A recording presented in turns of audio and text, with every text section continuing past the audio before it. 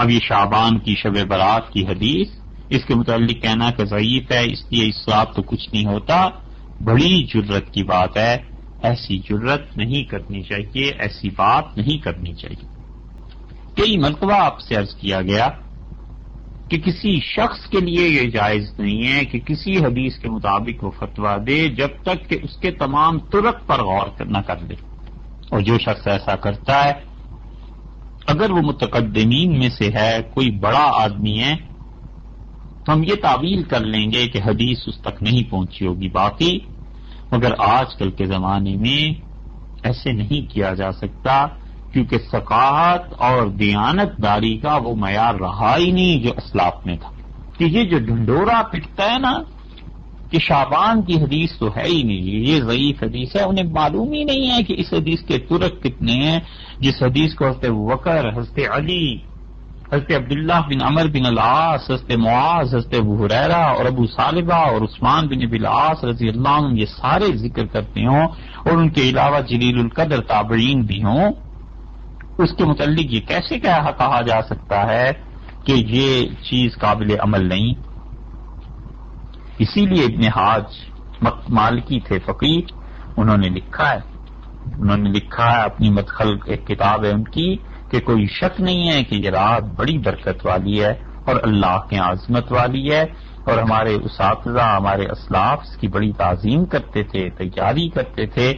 اور جب بات معلوم ہو چکی کہ اللہ کے شعائر، اللہ کی خاص رحمتوں کے دنوں کا یا راتوں کو عبادت کرنی چاہیے، تو یہ بھی انہی راتوں میں سے.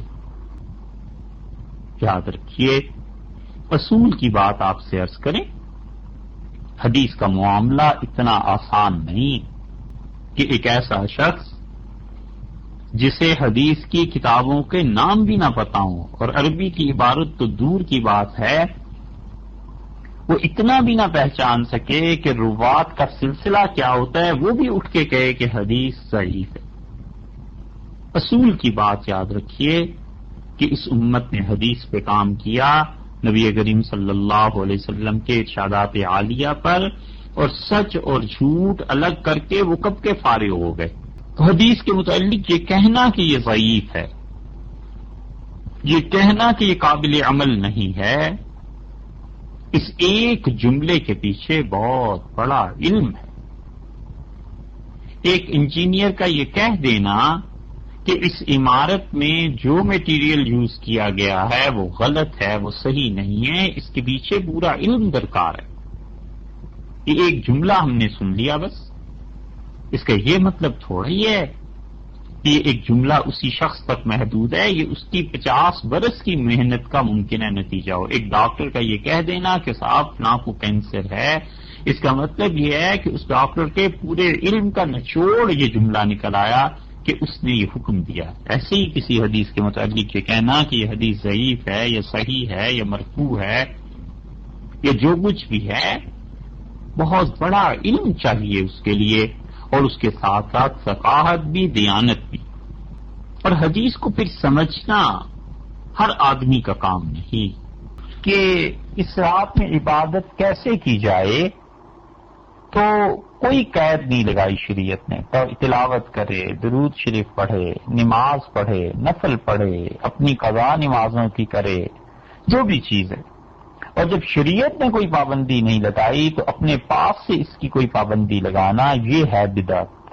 اور یہ جو بعض جگہ آیا ہے کہ بعض بزرگوں نے کہا اس رات میں اتنے نفل پڑھو، تو انہوں نے اپنے کسی مرید سے کہا ہوگا، کچھ سوچ کے کہا ہوگا، یہ کوئی شرعی مسئلہ نہیں. اس لیے جس چیز کو شریعت نے قید نہیں لگائی مت اس میں قید لگائے. اور ان راتوں میں اپنے گھر میں رہ کے عبادت کرنا افضل ہے، مسجد میں جانا نہیں. اور خاص طور پہ اگر اجتماع ہو جائے، لوگ اکٹھے ہو جائیں، تو وہ تو مکروہ ہے، وہ گناہ کی بات ہے. کیونکہ کبھی بھی امت میں صحابہ اور تابعین اور تبع تابعین رضی اللہ عنہم کسی نے بھی اس مقصد کے لیے اجتماع منعقد نہیں کیا. تو اپنے گھر میں ہی کرے. اور یہاں تک کہ یہ حضرت نظام الدین اولیاء رحمۃ اللہ علیہ ان کے ملفوظات میں آتا ہے، اور ان کے خلیفہ حضرت امیر حسن رحمۃ اللہ علیہ کہتے ہیں کہ میں حضرت کی خدمت میں حاضر ہوا، شب برات کے قیام اور قرآن خوانی کے متعلق بات چل رہی تھی کہ کہ اس شب میں مسجد میں لوگ آتے ہیں، تو میں نے عرض کیا کہ حضرت اگر لوگ گھروں میں ہی عبادت کریں تو کیسا ہے؟ تو حضرت نظام الدین اولیاء رحمۃ اللہ نے فرمایا گھر میں ایک پارہ پڑھ لے یہ اچھا ہے، مسجد میں پورا قرآن پاک ختم کرنے سے اچھا یہ ہے، اور اگر ہو سکے تو قبرستان بھی جائے، ہو سکے تو قبروں کی بھی زیارت کرے اور اللہ تعالی سے ان کے لیے بھی دعا مانگے، ان کی مغفرت کے لیے بھی اور اپنی مغفرت کے لیے بھی۔